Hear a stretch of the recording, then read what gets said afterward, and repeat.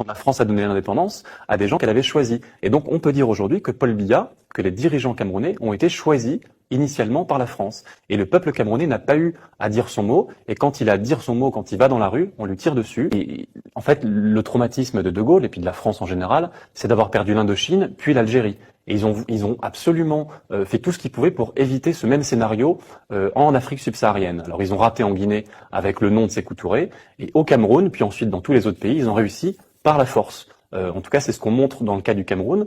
Il y a eu une opération politique assez habile de coopter des dirigeants camerounais tels que le premier président camerounais Amadou Ahidjo, qui était un pro-français. Justement, comment ils arrivent en fait à s'approprier des alliances internes, des alliances locales des Camerounais? Comment est-ce qu'ils y parviennent? Comment est-ce que tous ces gouvernements successifs français sont parvenus à avoir des alliances internes?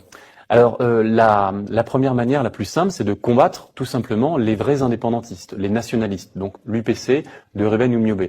Les combattre, ça veut dire frauder les élections, ça veut dire emprisonner les leaders, leur faire la guerre quand c'est nécessaire, les assassiner, en brousse comme c'est le cas pour Ruben Oumiobe en 1958, ou en Suisse, Félix Moumié, le président de l'UPC, qui a été empoisonné par la France, tout simplement.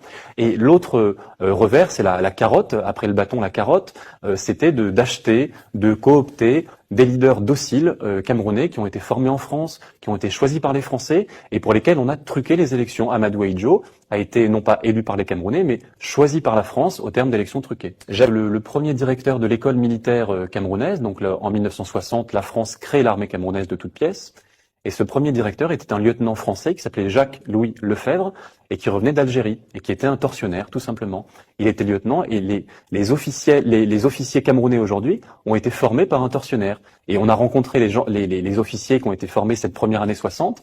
On leur a dit, parlez-nous de Jacques Lefebvre. Ils nous disaient, oui, ils nous apprenaient à torturer.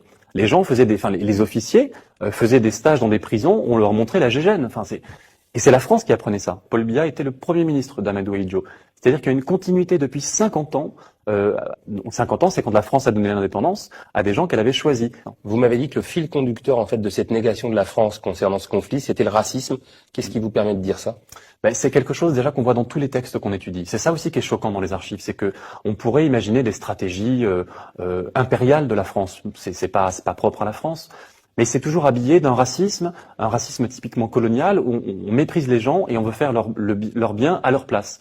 Et donc pour cela, on les force à travailler, on leur dit comment développer leur pays. Et quand ils sont pas d'accord, au lieu de les consulter, au lieu de faire des élections démocratiques, on leur fait des guerres. Et ça, c'est typiquement raciste. Et aujourd'hui, le fait de penser que les Camerounais ne sont pas prêts pour la démocratie, que après tout, un despote, c'est pas plus mal pour des peuples africains, c'est typiquement raciste. Pourquoi est-ce que la France nie toujours l'existence de cette guerre qui s'est déroulée entre 1948 et 1971?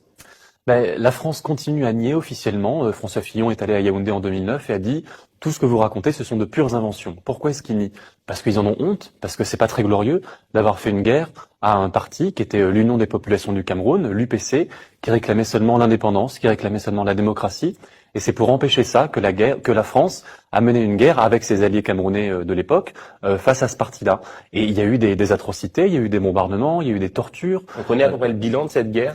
C'est difficile à chiffrer. Les estimations qu'on a tournent autour de 100 000 morts, mais ce sont des estimations qui viennent souvent de sources françaises, donc peut-être minimisées, et on peut penser qu'il y en a eu plus que ça. C'est assez difficile à dire.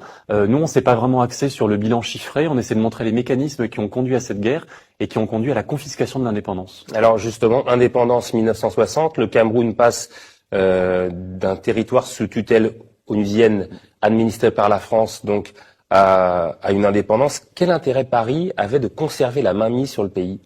Alors c'est comme sur tous les pays africains qui étaient colonisés par la France. La France a accepté de partir à une condition, c'était de garder la mainmise dessus. Pourquoi? Pour les ressources naturelles, pour les matières premières. Au Cameroun, il y a du pétrole, il y a du café, il y a du cacao, il y a pas mal de choses comme ça. Et puis pour le prestige, pour la puissance, l'Empire français, la puissance française gaulliste tient à cette époque parce qu'il y a l'Empire africain derrière, ou l'ex-Empire africain, ce sont des voies à l'ONU, c'est un réservoir de puissance. Et le général de Gaulle a accepté la décolonisation à cette condition, à la condition d'avoir des accords de coopération qui donnaient à la France un rôle prépondérant en termes de commerce, en termes de coopération militaire, etc.